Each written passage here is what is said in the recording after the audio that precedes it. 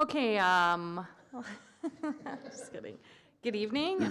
We will start regular council meeting for Tuesday, March 26, 2024. As we gather, we are reminded that the town of Bonnyville is situated on Treaty 6 land that is steeped in rich Indigenous history and is the traditional homeland and home to First Nation and Métis people today. We respect the histories, languages, and cultures of First Nation, Métis, and all First People of Canada whose presence continues to enrich our community. Are there any additions or deletions to the agenda? Nothing from administration, Your Worship. All right. Motion to approve then as presented. Councillor Kushner? I'll make the motion that we approve the agenda as presented. All in favor? That's carried. Next, we have the regular meeting, or the meeting minutes from council meeting from March 12th. Are there any changes to those minutes? Seeing none, motion. Councillor Blanchette? I will move adoption of the minutes of March 12th as presented. Thank you. All in favor? Carried. All right. First up, we have a delegation. Accurate assessment. Come on up, Bob. Thanks for joining us this evening. Thank you, Ms. Mayor. Thank you, Council. Well, Bob, we'll get you to turn your mic on, please. Do you got it? You got it? Okay, thank you. Thank you, Robin. All right, Is so that volume fine? Yep. I'll try to maintain that volume. I get a little excited when I present assessments, so I'll try to keep the voice down. Good. Do you want to do the presentation and questions at the end, or do you want to just field questions as we go? We can field questions as we go. However, if there is a slide that will address a specific question, I'll just ask that, I'll just mention that rather than revisit it in a few slides down the road. Okay, sounds good. Thank you. And thank you for the privilege of your time and letting us do this annual presentation. We hope that it's informative, and we do feel that there's great value in it to council and administration. Next slide, please. So the presentation will be broken down into two parts, as it has always. The first part is the introduction to Accurate Assessment Group. However, I will hustle through that. Everybody here is very familiar with who we are and what we do, so I'll try not to spend much time on that. And I'm sure that you have a busy agenda tonight, so we'll go on from there. Next slide will actually depicts that we were founded in 1997, been quite a few years in the assessment industry. And you can go to the next slide here. We've got two offices essentially, well, three offices, one main office and two sub-offices, one in Whitecourt, one in Warburg. Our main office is in Sherwood Park. Currently, we provide assessment services for 25 rural municipalities, 8 cities, 7 towns, and 8 Métis settlements. If you were to compare this map to last year's map, there's a lot more. The green has grown. We've actually recently, as of last spring, were awarded the designated industrial property contracts for 6 additional rural municipalities in northwestern Alberta. So our industrial team is busy this year, busier than it ever has been. Moving forward, we hope that we are the trusted advisor for the town of Bonnyville. We feel that we can be through our great team depth, our reliable communication, as we are doing right now, and our sound data integrity. The next slide is a list of the people or assessors that are involved with the assessment of Bonnyville. The top 3 are the primary assessors involved, myself as well as Jesse Nelson and Corey Allen. I do draw upon some others within our organization from time to time, depending on the type of property and the expertise needed. Property assessment overview. So basically, to get everybody in the mindset of assessment. Property assessment is the process of assigning a dollar value to a property for taxation purposes. The Municipal Government Act governs assessment. Specifically, The part of the Act is Part 9, Section 284. There are three main supporting regulations in addition to the Municipal Government Act that support assessment, and they are matters relating to assessment and taxation. This is essentially how property is to be assessed. There's what's known as the short version, the copter regulation. This is how, provides information on how to handle nonprofit situations. And then there is what we call MRAC, or Matters Relating to Assessment and Complaints Regulation, how assessment complaints are to be handled, essentially. When it comes to assessment valuation, residential assessment uses a market value valuation standard. Non-residential assessment uses a combination of market value and regulated. However, 95 to 98% of non-residential assessment in the town of Bonnyville is actually market value driven. An example of regulated assessment in non-residential situation would be machinery and equipment, in the event of if there was a distillery or other types of situations where you're taking a raw product and converting it into something that is different. Then there is farmland assessment, that is a regulated rate, and designated industrial property, which we do not do in the town of Bonnyville, is also regulated. So market value, that, I guess, umbrellas 99% of the properties in the town when it comes to the part that we do. Market value means the amount that a property might expect to realize if sold in the open market by a willing seller to a willing buyer. There are three approaches to value that we use, dependent on the property type. There's the cost approach, there's the direct sales approach, and there is the income approach. Again, dependent on what property type we're dealing with, that will dictate what approach we use. Mass appraisal. It would be very costly for a municipality to conduct assessment by way of a site-specific appraisal on every property, hiring an appraiser to do an appraisal every year. This would be very costly for any municipality to do. Therefore, assessment in Alberta is completed using the mass appraisal technique. Mass appraisal means the process of preparing assessments for a group of properties using standard methods and common data and allowing for testing. Common data that we capture is location, lot size, building size, age and condition of the property, and there are other factors such as plumbing, heating, etc. that we also capture and utilize, analyze. Assessment process. Every property is reassessed annually. That's reevaluated, not necessarily re-inspected. Property inspections that we do include development permits, incomplete properties, or what we call progressive properties, and as well the designated global reinspection area. The global reinspection area is defined, not so much defined, but it is mandated the best practice to reinspect a property once every 5 years. This is a provincial, I guess, the provincial audit division of assessment state that a property should be at least revisited once every 5 years. We actually do a 1 in 4 reinspection cycle with the town. So every residential property is reinspected every 4 years. On top of that, we visually reinspect every non-residential property annually. So we actually go way above and beyond that best practice, and probably do a 33% rotation if you were to average that all out, 33 to 40%.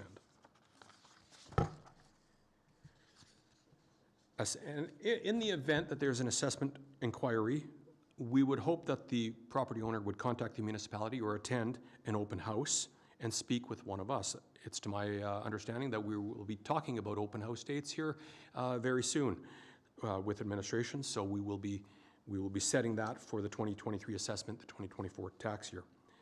Then we would ask that the property owners would provide any requested information that we might have, whether it be an on-site inspection or any type of other information, appraisals, etc. And this is to ensure that we have the correct data, as well as it allows the maintaining of the right of complaint on the property owner's behalf. And then thirdly, if all of the information is gathered and reviewed and the ratepayer or the property owner is still unsatisfied with either the existing assessment or the proposed assessment, or proposed revised assessment, a formal assessment complaint can be filed by the property owner. Now, moving into the numbers part of this. Now, first thing I have to admit to is I made a mistake on the title of this particular slide. It says 2021 compared to the 2022 assessment. It actually should be 2022 compared to the 2023 assessment, parallel with the table below. Residential assessment decreased year over year by approximately $10 million, or 2%. Non-residential assessment decreased as well by approximately $8.7 million, or 3%. Linear and designated industrial property, actually all grouped as designated industrial property, increased by 4%. It's a small portion of the total assessment base with the town, but it did increase.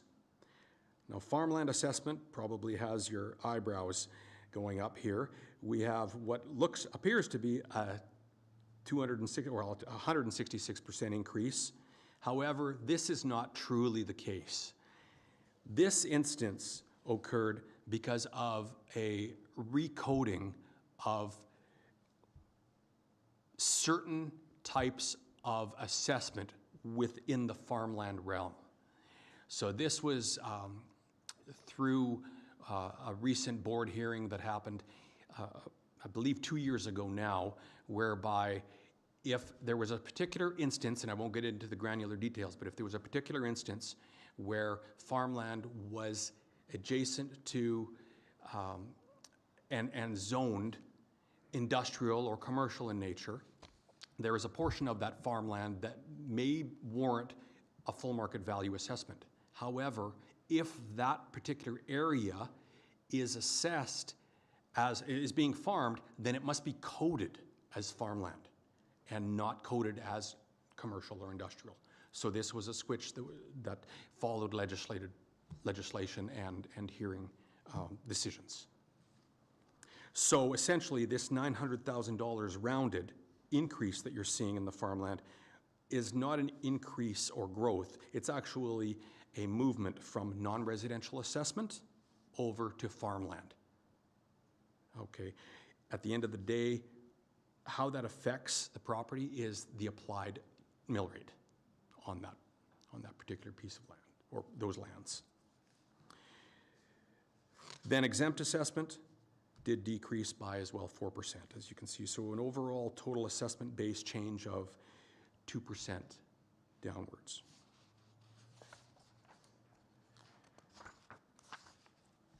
Next slide is basically a graphical demonstration of each of those classes. As you can see, that residential assessment, we had thought we were on a rebound. As of 2021, that was kind of the low point, and then we were starting to climb. However, this year didn't follow suit with last year, and I will get into the specifics, or I guess some speculative specifics of that here in future slides. Non-residential assessment, as you can see in the graph, has decreased and maintained a trend over the last 3 years, however, lesser decrease than last year. And then moving forward to the next slide, this is the total assessment base and what's transpired over the last 5 years. Again, I will touch on the decrease this year and why that maybe that didn't continue on with an upward trend.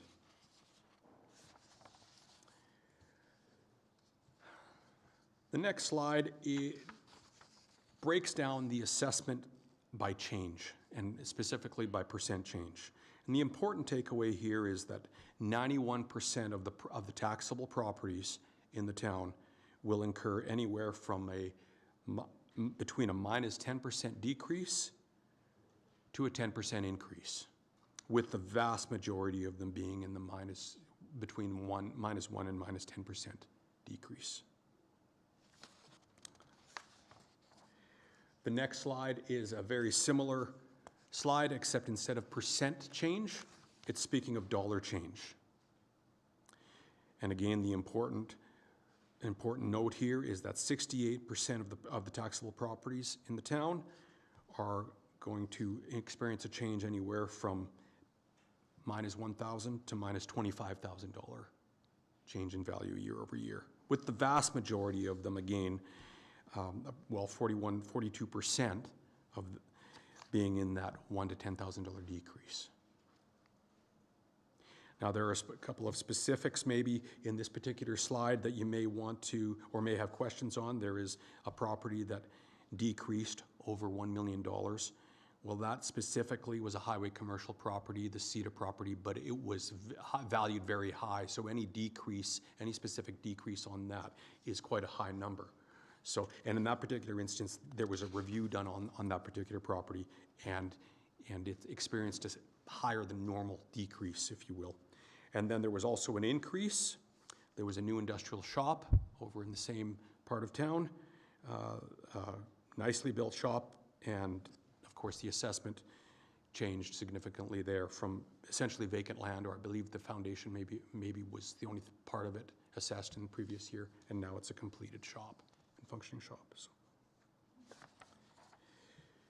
The next slide is kind of, I guess you could say, a sort of economic glimpse or trend in that we always like to compare new accounts year over year. In 2023, we only had 2 new accounts created, a net change of 2 new. So there, I don't know off the top of my head, there may have been 3 new ones and 1 deactivated or whatever the case is, but really very little growth there in new accounts. Typically, that would mean to me that there isn't a whole lot of demand. Otherwise, there would be more subdivisions being made. Essentially, it could allude to that. And then development permits, we've got 114. So if you look at the 5-year trend, I mean, it's on the between lower and mid range of that. Now, drilling into each specific property type, residential land or residential. There was evidence this year using what vacant sales we did have, which is very few year over year, as well as listings that may be present, relating that back to either sales and or assessments, as well as properties that had older homes, small homes, homes that really were, had a very limited market or maybe no use to the home itself at all anymore. Sales of those, there was quite a few of those sales, all pointed to a decrease in land value. And it varied by location, but 15% is kind of the figure that I would state. Now, this isn't necessarily a specific circumstance to Bonnyville. I've seen this as well to a greater degree in the town of St. Paul and as well to the town of Rocky Mountain House. So what that means, economically speaking, I mean, that's open to debate for different reasons, but the fact of the matter is that land is, there's either a surplus in some instances, or it's just the demand isn't there anymore, and people are starting to not want to hold that overhead year after year, so they're selling it for less than what it used to be worth. Now, when it comes to residential property improved, meaning with a house on it, whether it's an older house or a newer house, it varied. There was a shift, obviously. Well, I'll explain that. Land values went down, but overall improved market didn't change too much. There was a slight decrease. So there was a shift in how value was being captured or attributed to the components. Land went down by roughly 15%, Buildings actually absorb that, and at the end of the day, improved properties didn't go down by 15%. They went down by 1, 2, or 3%, somewhere in that range. So there was a shift in value allocation. When we look at general commercial property, there was evidence there of a decrease in land values, anywhere between 11 and 12%. When I speak of general commercial, I'm talking about not highway commercial and not industrial, but the other downtown commercial, if you will. Overall, improved properties in this property type decreased between 2 and 3%. Highway commercial, the land itself, minimal change year over year, but overall improved, meaning with retail or office or whatnot, 2 to 4% decrease year over year. And then industrially zoned lands or properties, land decreased by 1 to 3%, which is really minimal in relation to if we look at the last 6 years and the change that transpired with industrial land in town. And then overall improved, a decrease of 2 to 3% in values there as well.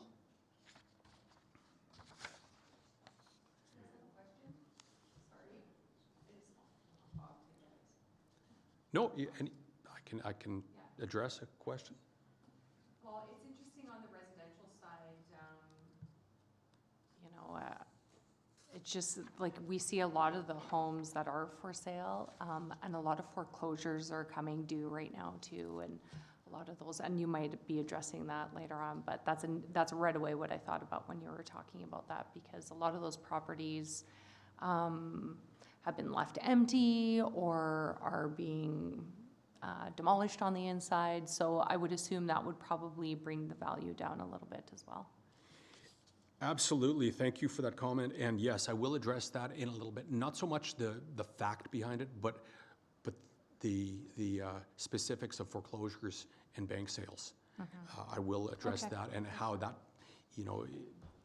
causes me to believe that that's likely a contributing factor, and especially when I let you know the numbers that are involved, the quantities.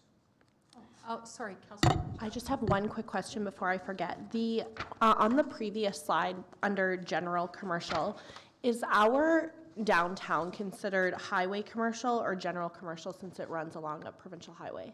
The downtown is general commercial. Okay. Yeah, and the highway commercial are on kind of both ends of town. Okay. Yeah, but most of the downtown, like such as right here, Yeah.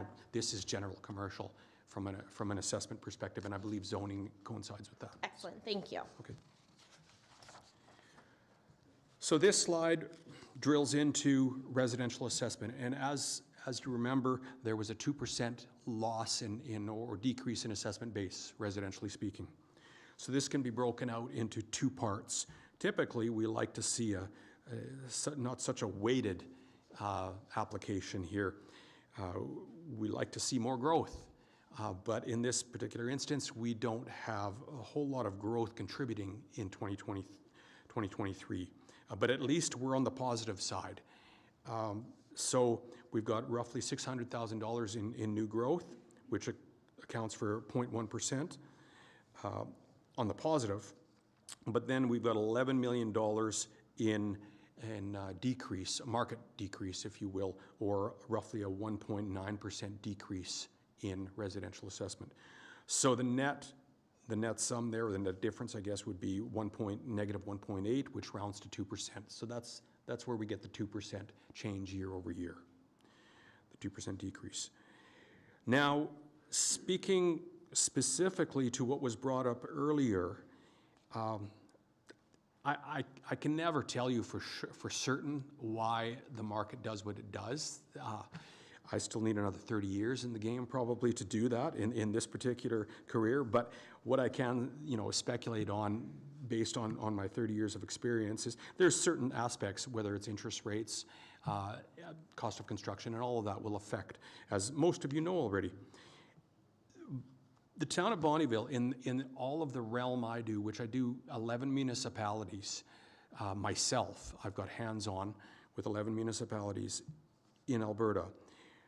This municipality has the highest number of judicial sales / foreclosures, bank repossessions in the last 3 years, and the highest number of bank sales, because if you're going to have a repossession, it's going to sell down the road. The bank doesn't want to hold that property. And the number I have for you between July of 2020 and June of 2023, which is our valuation date that we're considering, there were 34 bank repossessions during that time. There were 48 bank sales. So a definition of a bank sale to us is the ATB holds the property, they've repossessed it for whatever reason, and then they're turning around and selling it. Their motivation to sell is not, it doesn't represent arm's length. They shoot for what it should be worth, but they negotiate, and if we were to, and I've done this before, I've done analytics of it, I would say they're anywhere from 5 to 10% lower than what that property should be worth. That's the typical. So they're in it for a different reason. They're doing that for a different reason, to recapture their loss, et cetera. Precisely. Precisely. When you have 48 bank sales in a 3-year period, that's a lot of inventory. So that affects it. An example, what would be typical in a 3-year period would be anywhere from 3 to 7, 3 to 8. That's normal. Even right now, like even though, there was, things have changed. Yeah, I can give you an example. There's a town west of us that is similar in nature, and it in the same time frame, 5 repossessions and 3 bank sales. So that has to have some sort of an effect. How much? It's difficult to quantify, but that's part of it. Then the other part would be, a decrease in land values will contribute to that too, because that signifies, the lack of or the lack of need for development, et cetera, whatever you want to spin on that, but that's not a positive situation. So those two likely contribute. But yeah, 48 bank sales in the 3-year period, that works out to 15, 16 a year. Yeah, that's, one and a half a year, or 1.5 a month, so. So you're telling me there's a golden opportunity here for people? That's what I think people are Right? doing too. Yeah, exactly. Absolutely, yeah. Yeah. No, absolutely. I think that there are going to be smart purchasers out there that are going to wait for this. And if there are 10 or 20 that have a like-minded situation and they have time to wait, then they're going to wait. And that's that fewer prospects on the market, potential buyers. So, yeah. Those values also inherently psychologically drive the value of property down, because it's perception as well. That can be another factor. When you hear that a property sold for less than what you expected, bank sale or no bank sale, it drives a perception that, oh, okay, then I can wait for a better deal than what I'm getting, et cetera. So there's spin-off from it. The next slide is similar, except it focuses on non-residential. Here we have almost 1% in growth, and then we have a negative or a downward market change of 3.2%. So the net result is, I believe, 2.4%, and that coincides with the rounded 2% or rounded 3%, I believe, on the facing overview that we did. That figure is, these two figures aren't entirely accurate, because I did mention earlier that part of that farmland increase was actually stolen from non-residential, if you will. So the decrease that you see here, the growth is actually not 0.8, it's more like 1.4, 1.3%, because that acted as a negative growth because we pulled it away. Anyways, not to get too granular, this is a good picture of what's happened. The next slide is our reinspection cycle. We spoke of this earlier. So in 2023, we conducted the reinspection cycle, or it encompassed the blue area, as you can see there. And what we look for in doing that was renovations to properties. Not everybody takes a permit out, oddly enough, and we will, capture those renovations at least on a 4-year cycle, whether it's upgraded windows and doors or new siding or whatever the case is. We'll also, but not to say that that happens all the time, but it occasionally happens is all I'm saying. Sometimes people just don't know that they need to, and some municipalities don't even have that as a mandate to renovate the exterior part. If structurally it's not being changed, then that there isn't necessarily a need for it, apparently, in some cases. And then we also look at properties to ascertain if there has been maybe extra depreciation, maybe they've been left to dilapidate, et cetera. So that's what we will acknowledge and capture in the assessment on that 4-year cycle. Moving into 2024, we've got the southeast corner of town. That's what we'll be focusing on, and again, covering the same area or the same types of visual aspects. We'll be looking for anything that's been renovated, et cetera. And then we also, in that area, if a property has sold and maybe it's an odd sale or it's just not matching our model, there might be something to the sale. We'll knock on the door and ask questions about the sale, et cetera, just to see if it was an arm's length transaction or not. There are other instances where we will actually try to speak with the owners too. Maybe it's a basement being developed or whatever the case is. So. Now, the concluding slide, before I get into moving forward, the valuation date for the 2023 assessment was July 1st of 2023, so we used sales prior to that. We've got so far 8 months of sales that are post that valuation date that aren't incorporated into the valuation for the 2023 assessment. However, I still have access to them now, and I'm able to kind of give maybe a little bit of a projection as to where residential assessment is going. And it is not pleasing, unfortunately. At this point, the residential assessment appears, at this point, to be dropping anywhere from 3 to 4%. So we've got 4 months left of March, April, May, June, 4 months of sales left. So we'll see what that shows, but it is very apparent that since July, the market has dropped 3 to 4%, extending up until February. Now, non-residentially speaking, I won't even try to guess, because there are fewer sales is one thing, and each sale is very important to investigate. And to tell you the truth, I've got some sales that say, that the assessments in relation are low, and then there was a recent sale here where the property, the shop, commercial shop, sold for half of what it's assessed at. So all this needs investigation, and in most cases there are reasons for these anomalies or these disparities, I guess is a better term. So yeah, I won't speculate. If I were to say anything, I would say expect either no change or maybe a slight decrease, just according to what I know or what I can perceive. Moving forward, we'll be preparing for the upcoming assessment notice mail out. We'll be taking inquiries, giving clarity, setting up open house dates, and addressing concerns. That'll take us all the way until May through July. And then come the summertime, we'll prepare the request for information letters, mail those out, conduct any scheduled property re-inspections that need to be conducted at that time, and that'll be July through October.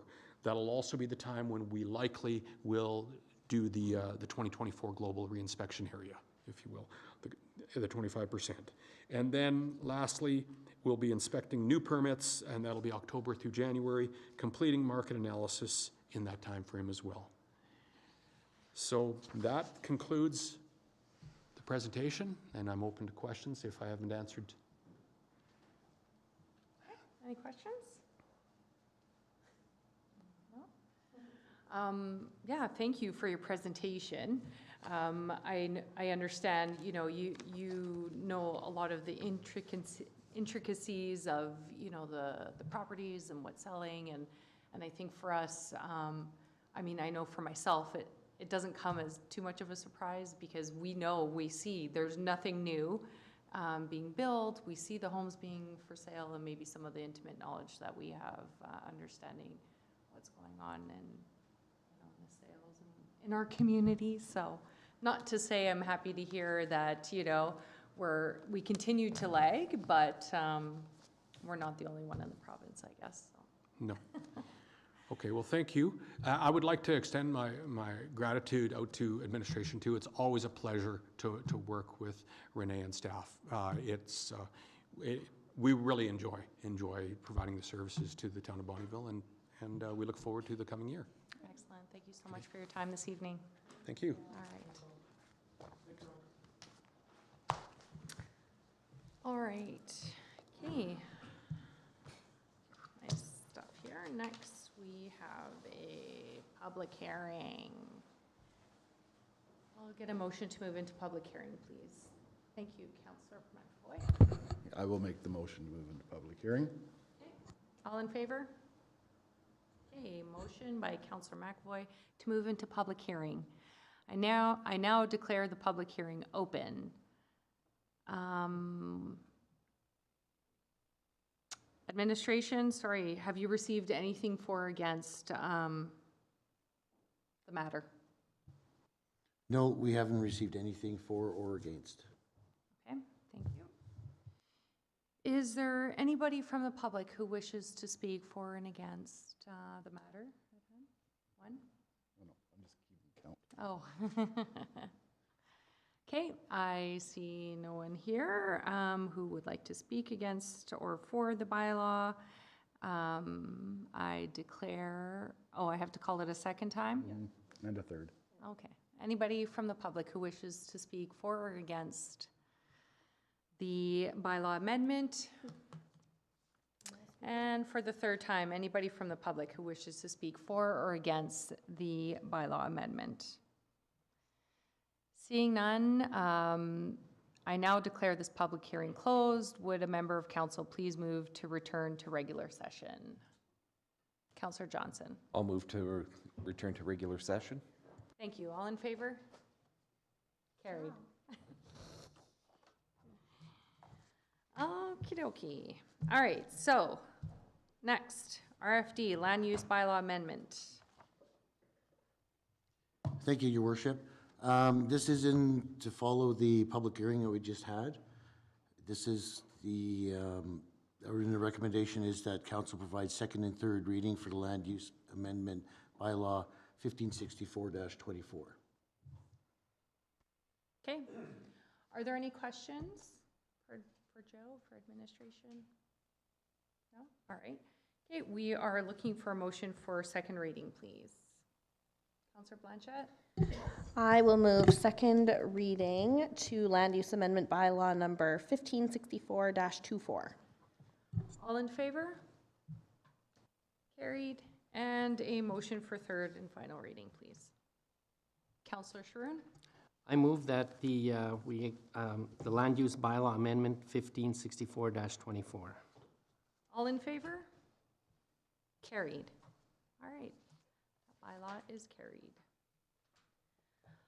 Next, we have another amendment to a bylaw for planning and development service fees. Yes, Your Worship. It was found out that we weren't able to do the fees as a resolution by council, so we have to do the bylaw. And so when we were amending the land use bylaw for signage, we'd also like to amend the sign fee portion of bylaw 1399-13. Revising the fee schedule will help future businesses, and the administration is recommending that when the fee schedule is approved, be retroactive to January 1st, 2023, and reimburse the applicants for the difference of the signage fees.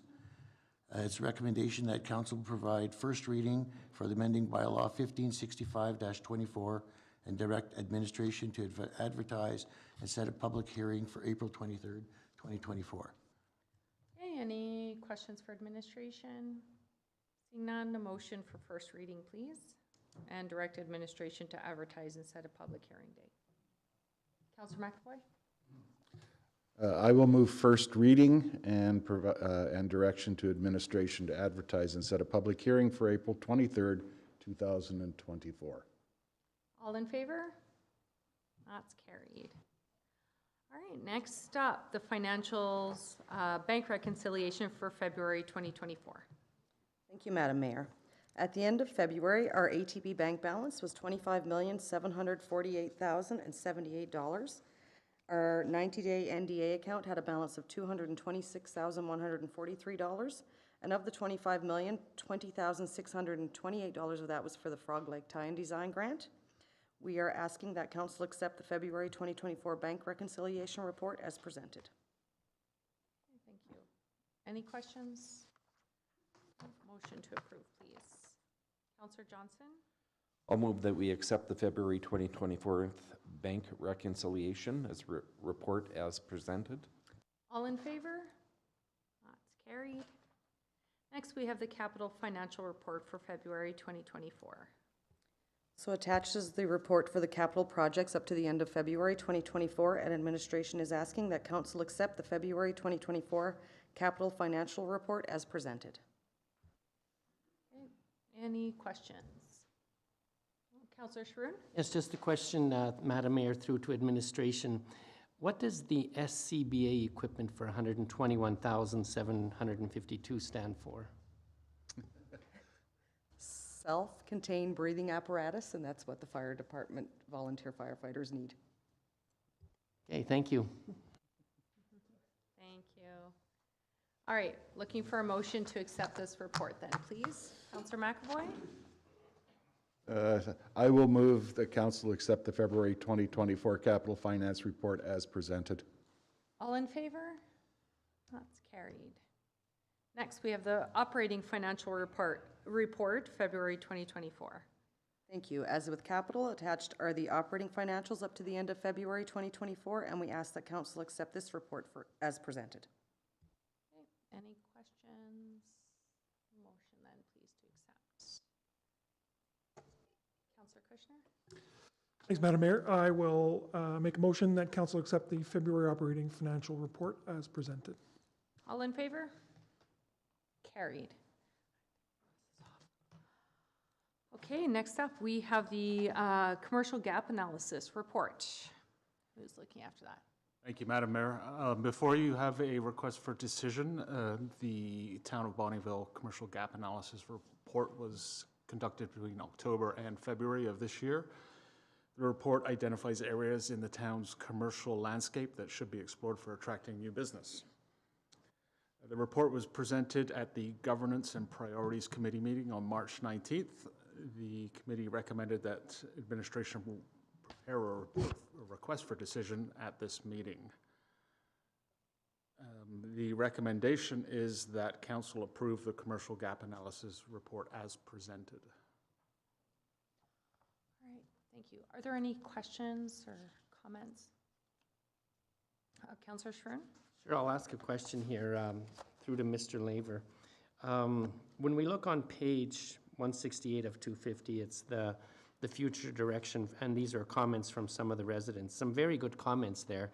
And I know I asked the question before, but I'll just ask it again. So now that we have this report, and it'll, more than likely be approved this evening, where to from here with the report, Mark? It will be used twice tonight. There's a developer in town that's looking for a copy of this report to support a investment decision. There's another request from a service organization for this report as well. After that, there are a number of businesses that I've been in contact with that I can send this to, as well as commercial real estate developers and the local real estate community as well. We can all use this for background material and attracting new businesses. Thank you. I think that would be welcomed after our presentation this evening, if we can use this information to help us attract, new development and businesses to attract people to our community. Absolutely.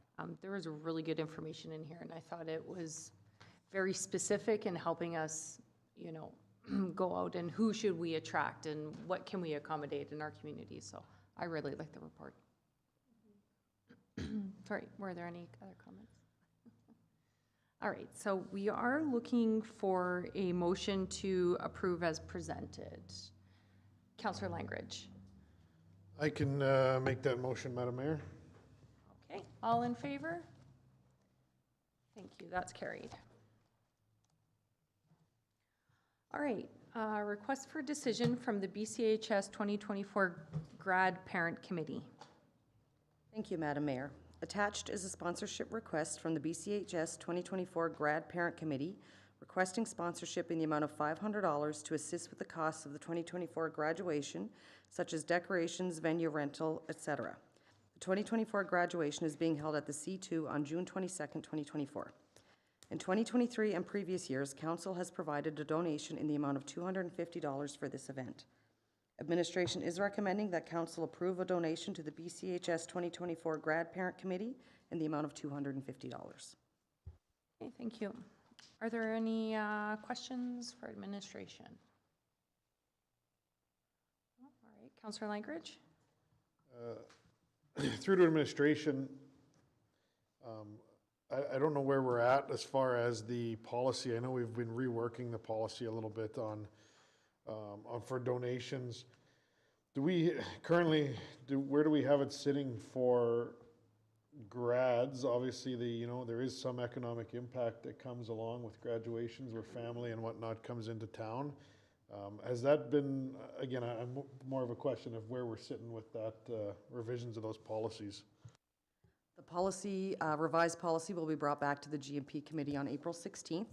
The 2024 interim budget does include $250 for each of the schools for their graduation ceremonies. You're welcome. Excellent, thank you. All right, Council, we're looking for a decision.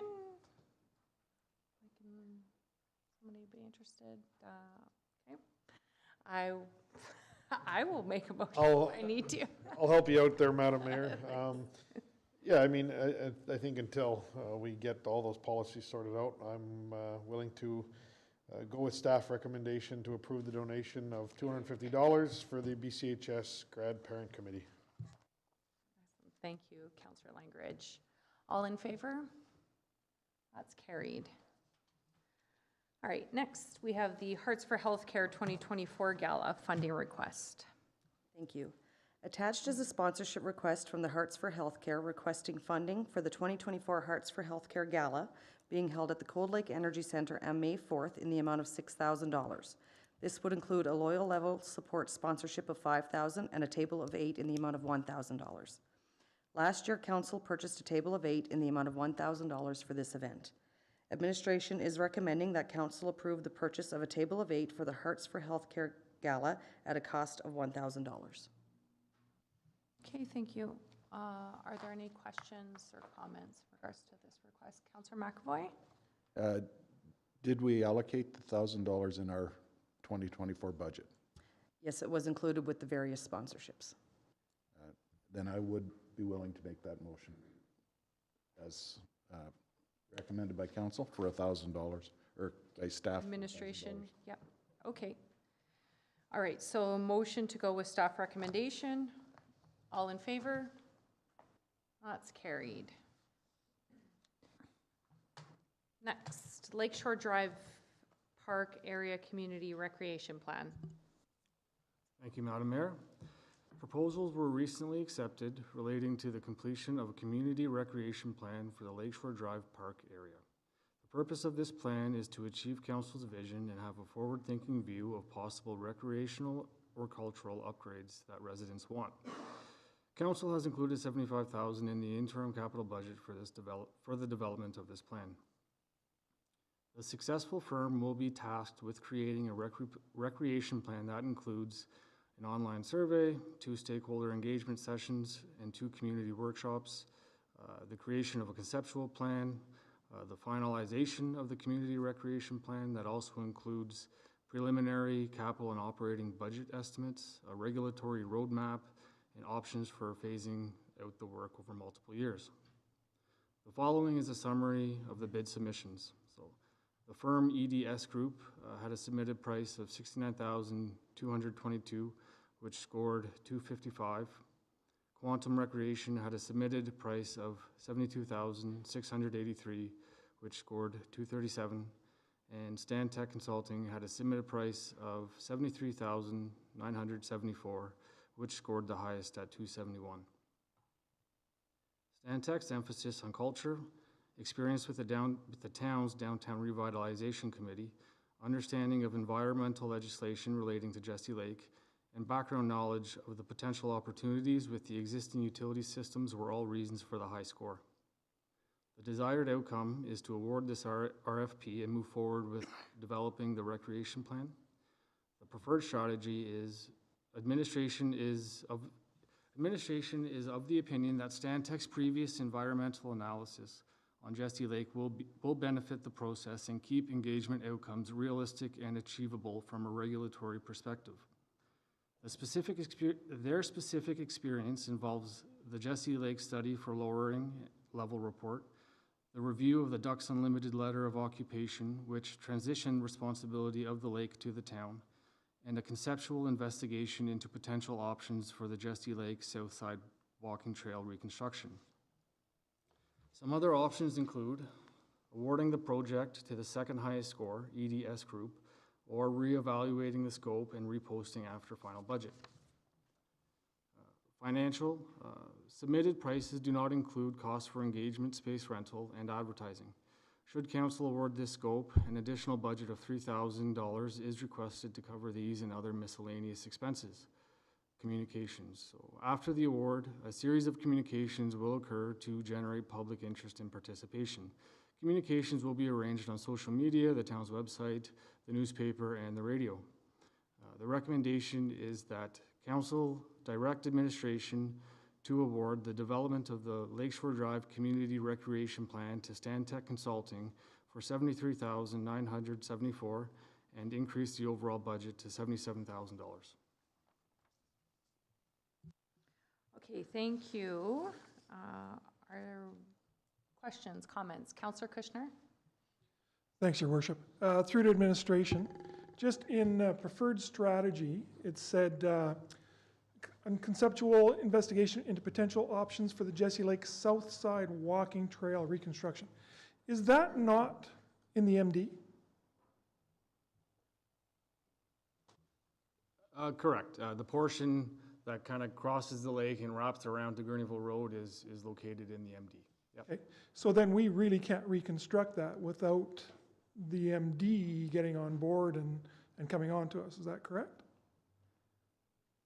Your Worship, that if I can chip in, yes, that's correct. That particular south side of Jesse Lake project is one that we've been taking a look at off and on ever since the flood of 2015 when it all went underwater. So any reparations that happened on the south side, it is our vision that that would happen in partnership with the MD. Okay, so should it be part of this study then? Because it's not really ours, is what I'm saying. Right? So that was just a reference to their experience with their lake, the lake. So more so like the regulatory and the environmental concerns. They're pretty familiar with what is required there. So that's not a recommendation for specific projects for this. On this one, okay. Yeah. Thank you. Good clarification. Councillor Schroon? Yeah, through to administration, just a question. So the difference with, has the EDS group ever worked for us before? And are the RFP scores, like, they're fairly close between the 255 and the 271. So number one, has EDS group worked before? And then what would it take for them to come up to speed on the environmental analysis of Jesse Lake, or they've never done anything like that here before? Well, they haven't worked for the town before, but they've done similar projects, and I believe in their team they had an environmentalist on there, but yeah. If I can chip in, Your Worship, when administration sat down and ranked the three projects, the three proposals, it became clear that, you know, there was a $3,000 or $4,000 difference between the least expensive and the most expensive. But what became very clear to us was that the Stantec proposal was light years ahead of the other competitors in terms of deliverables and what was promised when we actually ranked the proposals. So there's a lot of value-added features to the proposal that made us make the recommendation we're making tonight. And I think that's quite apparent as well, the knowledge that they have of the lake and the history that we have of the lake of going up and down, like the water levels, so that's good. Are there anybody else? Oh, sorry, go ahead, Councillor Johnson. I might have missed it here, but just for clarification through to administration, we have budgeted 75,000 and we have to increase it to 77 if we go with this recommendation. Where was the extra money coming out of the budget?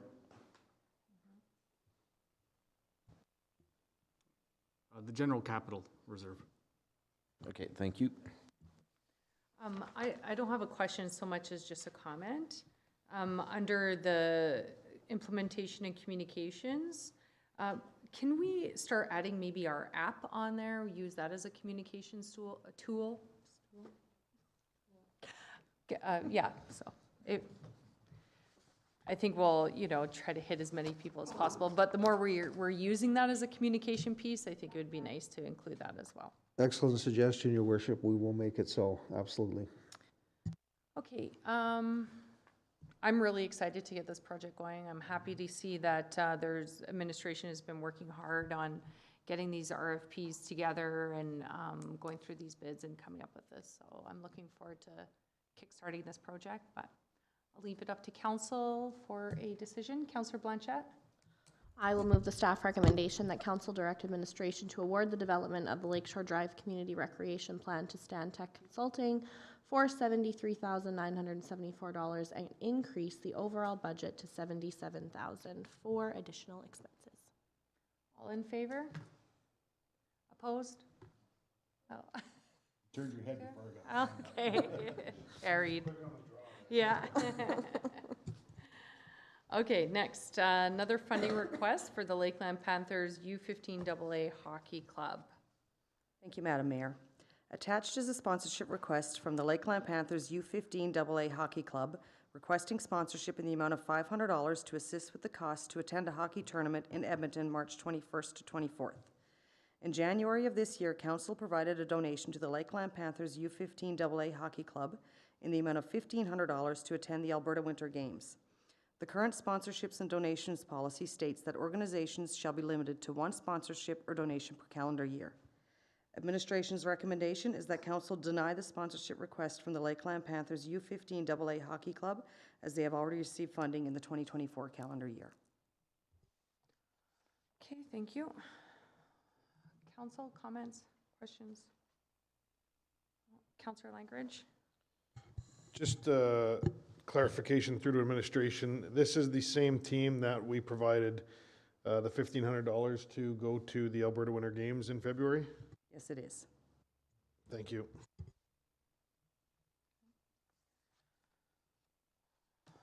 Okay, council, looking for a decision or comments? Councillor Johnson? Based on the current policy saying that a group should only receive one donation per year, and we did that already, I would be willing to make the motion that council deny the sponsorship request from the Lakeland Panthers U15AA Hockey Club, as they've already received funding in the 2024 calendar year that's been recommended by administration. Okay, thank you. All in favor? That's carried. Okay, next, École des Beaux-Lacs Girls Volleyball Provincial Championship funding request. Thank you. Attached is a sponsorship request from École des Beaux-Lacs requesting sponsorship in the amount of $3,500 to $4,000 to assist with costs of hosting the 2024 ASAA 1A Girls Volleyball Provincial Championship being held on November 20th to the 23rd at École des Beaux-Lacs and the BCHS school. The tournament is expected to bring 10 teams to the community along with their coaches, parents, and fans. The tournament is being held at École des Beaux-Lacs and BCHS, and the banquet is being held at the Centennial Center. Administration is recommending that council approve a donation to École des Beaux-Lacs in the amount of $4,000 to assist with costs of hosting the 2024 ASAA 1A Girls Volleyball Provincial Championship. Okay. Thank you. I'll open it up to council for comments or questions. Okay. Looking for a decision, Councillor Langridge? More of a comment, Madam Mayor. So I believe, again, touching back to our revisions we're working on through our policy, that we are putting an emphasis on events that bring people to our community and showcase our community. So I know that full policy revision isn't complete yet, but I do know that it is looking to be favorable when we can host events instead of sending teams away to events in other communities. So just a comment. Yeah, I would agree, absolutely. So we are looking for a decision from council. I guess I will move, I will put a motion in to go with staff recommendation. Any questions on the motion? All in favor? Opposed? Carried. Okay. Lakeland Center for FASD Summer Camp funding request. Thank you. Attached is a sponsorship request from the Lakeland Center for Fetal Alcohol Spectrum Disorder, requesting a minimum amount of $500 to sponsor one child to attend the FASD Summer Camp being held later this year in July and August. Our recommendation is that council approve a donation to the Lakeland Center for FASD in the amount of $500 to sponsor one child to attend the FASD Summer Camp in 2024. All right, thank you. Oh yes, it was back in 2010. Sorry, I was going to ask a question, then I found my answer. Okay. Any questions from council? Okay, looking for decision. What say you, Councillor Kushner? Yes, I will go with staff recommendation that council approve a donation to the Lakeland Center for FASD in the amount of $500. Thank you. All in favor? Carried. Committee reports. I can't remember where I started last time. Councillor Kushner, go ahead. Thanks, Madam Mayor. Mine's very brief. March 21st, our BRFA meeting. Again, on the 21st, we had the Alberta Healthcare and Wildfire Response here in council chambers. And on the 25th, we had an Immunicor executive meeting. That's all for me.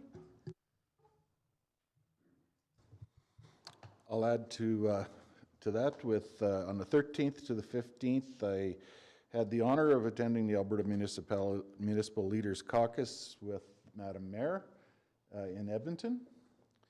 On the 16th, I represented the town at the ACFA Sugar Shack, which was very well done. And I recovered from that much maple syrup quickly. The town of Bonnyville Winter Fun Day was also an excellent day, and I think you forgot to mention that one, Phil. Fun Day. We weren't there.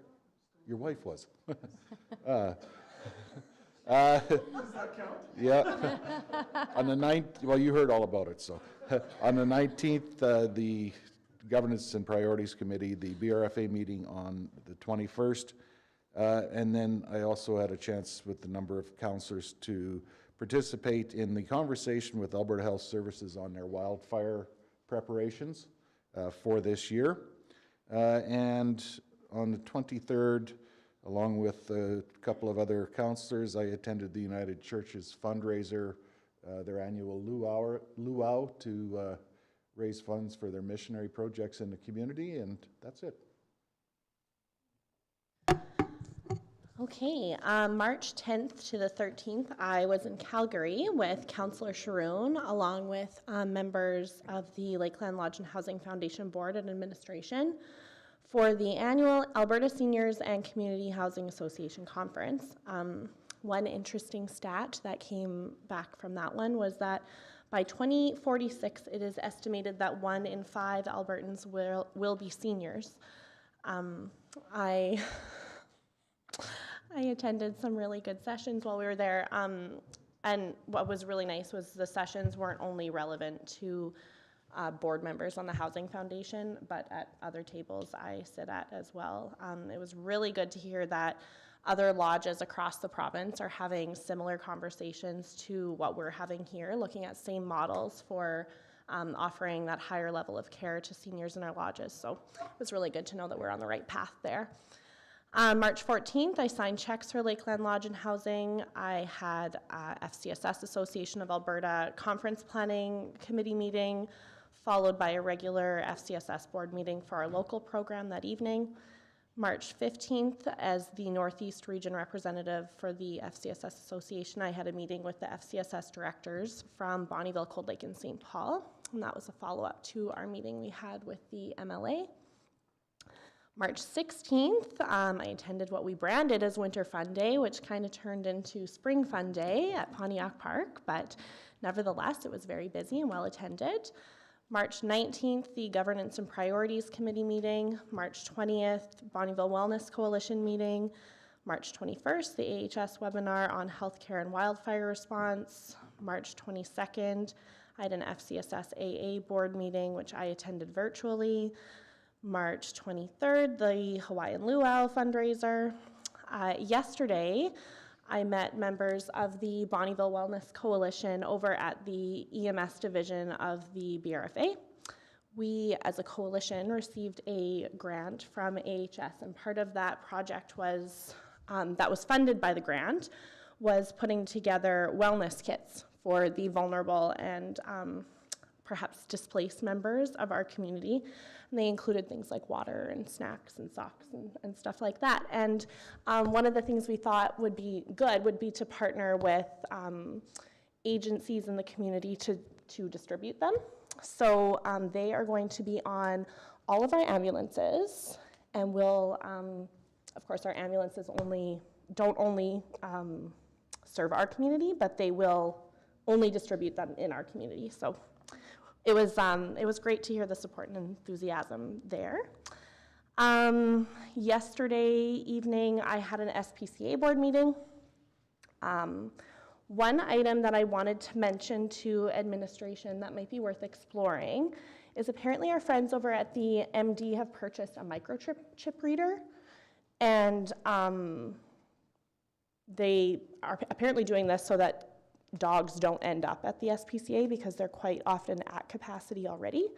So it didn't seem super expensive to look into. Might be something to look at, since we were looking at the animal control bylaw last week, and that was one of the goals of reviewing that, was to alleviate some of the stress in the shelter. So thought I would mention that. And then this afternoon, I had a meeting with Michael Prosinski with Healthy Aging Alberta. He is the Northern Alberta Regional Community Developer, and that meeting was born from a session that I took at the ASHA conference in Calgary, as well as my role with the FCSS Association. He also attends the Bonnyville Wellness Coalition as well, and we had a really good conversation about the work that that organization does in our community and across the region, bringing the organizations that serve seniors together and support aging Albertans in the community. You'll see you got a calendar invite for a regional gathering in May, but he did want me to mention that it would be really, really valuable if we attended and participated in those conversations as community leaders. Of course, very relevant at some of the tables I sit at as a counselor, but I would really love to be joined by all of you. And that's all for me. Okay, hard to follow that up. Oh, wow. Oh, my. I mean. So March 14th and 15th, I attended the AB Muni's Leaders Caucus along with Councillor McAvoy in Edmonton. Great conference, had a lot of chatter with other municipalities and what's going on, and listened to the Bear Pit and the Premier, so it was a good conference. And then March 21st, our regular BRFA meeting.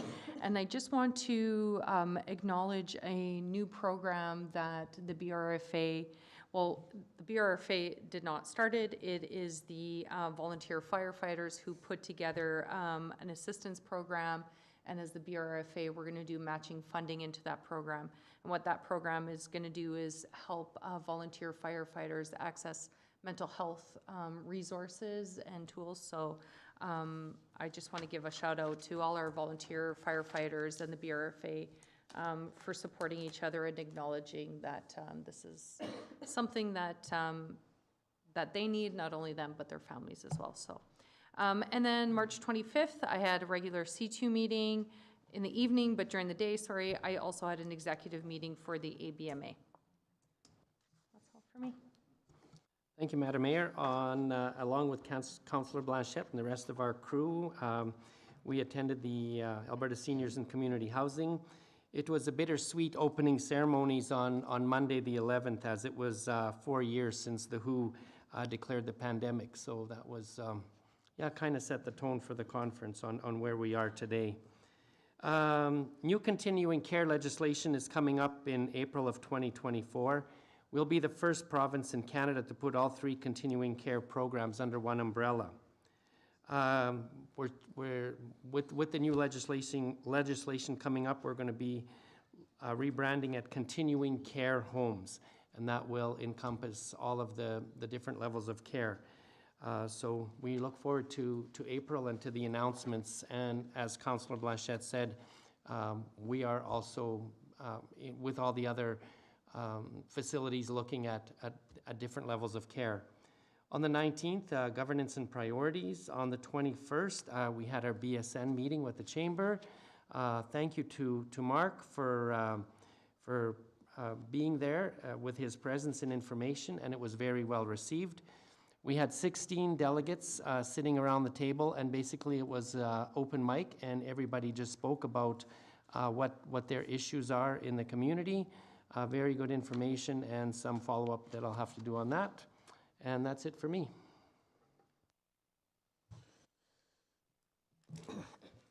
Short report for myself this week.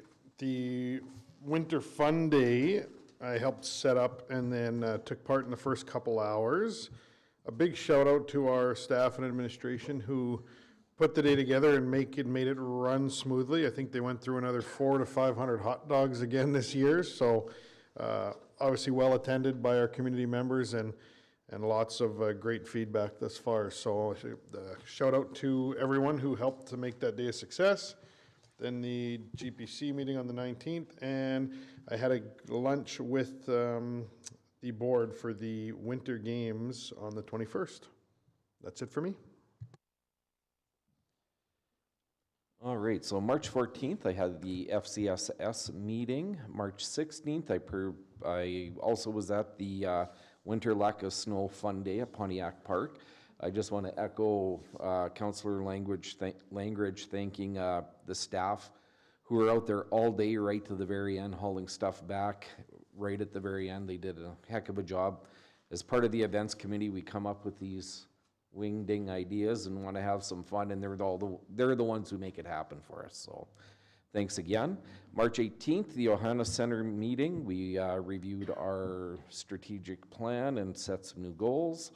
March 19th, I was here at the Governance and Priorities Committee meeting. March 20th, the Bonnyville District Historical Society. We had our AGM and regular board meeting, and we did sign on 1 new member, so that was exciting, and we probably are still looking for 1 or 2.